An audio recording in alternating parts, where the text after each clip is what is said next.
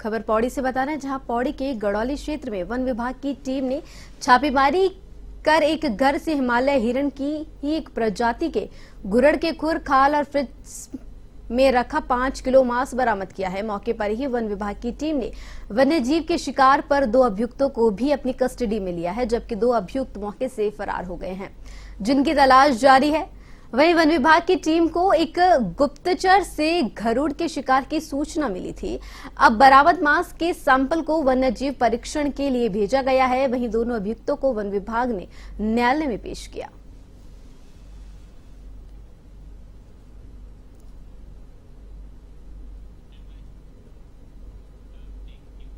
देहरादून के IRTT सभागार में दीनदयाल उपाध्याय की जयंती के अवसर पर कार्यक्रम का आयोजन किया गया, जिसमें भगत सिंह कोश्यारी, कैबिनेट मंत्री प्रेमचंद अग्रवाल, गणेश जोशी, राज्यसभा सांसद नरेश बंसल सहित कई अन्य लोग मौजूद रहे। कार्यक्रम की शुरुआत दीप प्रज्वलित करने के साथ हुई।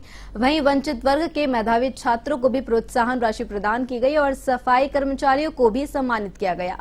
कार्यक्रम के माध्यम से पंडित दीनदयाल के विचारों को लोगों तक पहुंचाने का संदेश दिया गया। वहीं पंडित दीनदयाल उपाध्याय ने समाज के अंतिम छोर के नागरिक के सर्वगण विकास की बात कही थी और भाजपा सरकार पंडित दीनदयाल उपाध्याय के नक्शे कदम पर चलते हुए देश के सभी वर्गों के विकास के लिए काम कर रही है।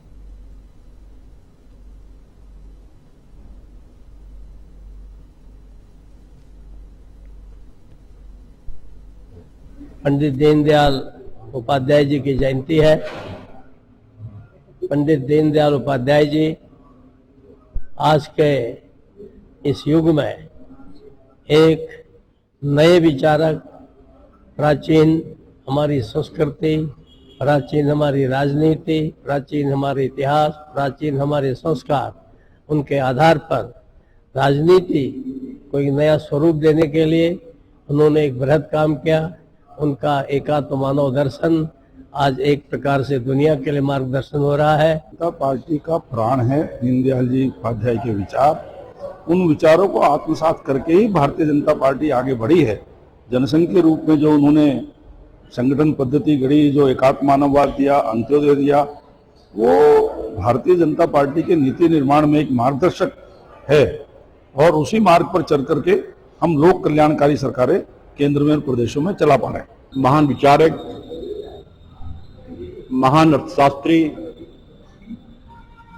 महान समाजशास्त्री, महान राजनीतिज्ञ, भारतीय जनसंघ के स्थापकों से एक, एकात्म मानववाद के जनक, जिनके विचार, जिनके चिंतन को लेकर दिल्ली के अंदर लगातार तीसरी बार हमारी सरकार है, जिनके चिंतन को लेकर देश के 18 राज्यों में भारतीय जनता पार्टी की सरकार है, उनकी 108वीं जयंती आज हम यहां पर मना रहे हैं। ये दीनदयाल प्रतिष्ठान की तरफ से कार्यक्रम है, लेकिन निश्चित रूप से आज चाहे भारतीय जनता पार्टी हो, अनेक ऐसी संस्थाएं हो, या ये कहूँ कि जिन्होंने उनके दर्शन को पढ़ा होगा, जो उनके बारे में जानते होंगे, आज सब लोग उनको याद कर रहे हैं, उनको स्मरण कर रहे हैं, उनको श्रद्धासुमन अर्पित कर रहे हैं। और वो एक ऐसे महापुरुष थे जिनके लिए मैं एक ही बात कह सकता हूं कि जो आज माननीय मोदी जी काम कर रहे हैं, या अटल बिहारी वाजपेयी जी ने अपने उस कार्यकाल में काम किया, वो जो प्रेरणा थी वो दीनदयाल उपाध्याय जी की। तो वहीं अब देहरादून में पंडित दीनदयाल उपाध्याय की जयंती पर राज्य सरकार ने अंत्योदय राशन कार्ड धारकों के लाभार्थियों को बड़ा तोहफा दिया है। सरकार ने अंत्योदय राशन कार्ड धारकों को दिए जाने वाले मुख्यमंत्री निःशुल्क 3 गैस सिलेंडर योजना को साल 2027 तक बढ़ा दिया है। आपको बता दें कि यह योजना इस वर्ष मार्च माह में समाप्त हो गई थी। वित्त मंत्री डॉक्टर प्रेमचंद अग्रवाल ने बताया कि मोदी सरकार देश के अंतिम व्यक्ति के विकास को लेकर कार्य कर रही है। वहीं राज्य की धामी सरकार भी अंत्योदय परिवारों के कल्याण के लिए लगातार प्रयासरत है।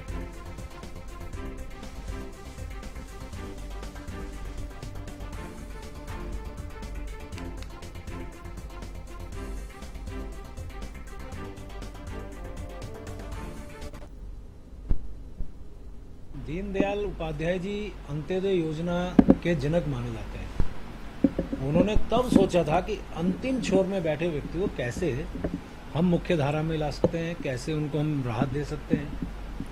और आज उनकी जयंती पे हम लोग ये सरकार एक जो हमने 2023 में 2022 में हमने घोषणा की थी, अंत्योदय परिवारों को हम जो है 3 रिफिल फ्री में देंगे। आज उसकी मियाद बढ़ा के 2027 तक हम लोग कर रहे हैं और निश्चित रूप से इसमें भी हमारे उन गरीब लोगों को। मसूरी में हुई भारी बारिश से जनजीवन अस्त व्यस्त हो गया है, जिससे लोगों को भारी परेशानियों का सामना करना पड़ रहा है।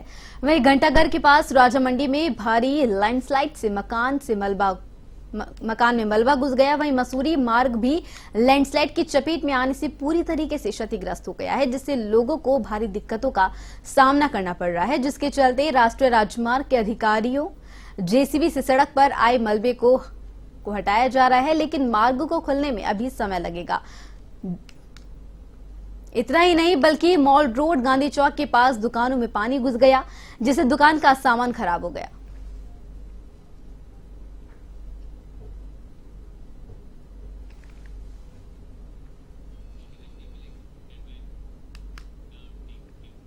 हरिद्वार के चर्चित श्री बालाजी ज्वेलर्स में हुई डकैती कांड में शामिल रहे तीनों बदमाशों को पुलिस ने कोर्ट से 3 दिन के लिए कस्टडी रिमांड पर लिया है। घटना में शामिल 3 आरोपियों को रिमांड पर लेकर ज्वेलर्स के शोरूम में पूरी घटना का रूपांतरण किया गया। एसपी सिटी स्वतंत्र कुमार सिंह ने बताया कि घटना के लिए रिक्रिएशन के लिए आरोपियों को घटनास्थल पर ले जाया गया, जहां पूरी घटना को स्टाफ के सामने रिक्रिएट किया गया। बता दें कि इस घटना में अभी तक 3 आरोपी पकड़े जा चुके हैं। वहीं एक आरोपी को एनकाउंटर में मार गिराया था, जबकि मुख्य अभियुक्त अभी भी पुलिस की गिरफ्त से बाहर है।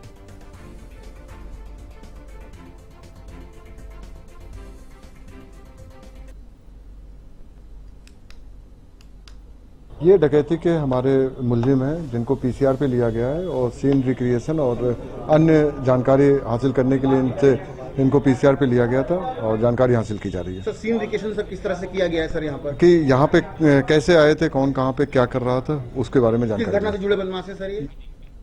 तिरुपति बालाजी मंदिर के प्रसाद में मिलावटी घी के बाद देहरादून में खाद्य संरक्षण और औषधि प्रशासन विभाग सतर्क हो गया है। सीएम पुष्कर सिंह धामी और स्वास्थ्य मंत्री डॉक्टर धन सिंह रावत के निर्देशों पर प्रदेश भर में अभियान शुरू कर दिया गया है, जिसको लेकर स्वास्थ्य सचिव, खाद्य संरक्षण आयुक्त और औषधि प्रशासन डॉक्टर आर राजेश कुमार ने अधिकारियों को निर्देश दिए, जिसमें सभी जनपदों के विभिन्न स्थानों से घी और मक्खन के सैंपल लेकर जांच के लिए लैब भेजे गए हैं।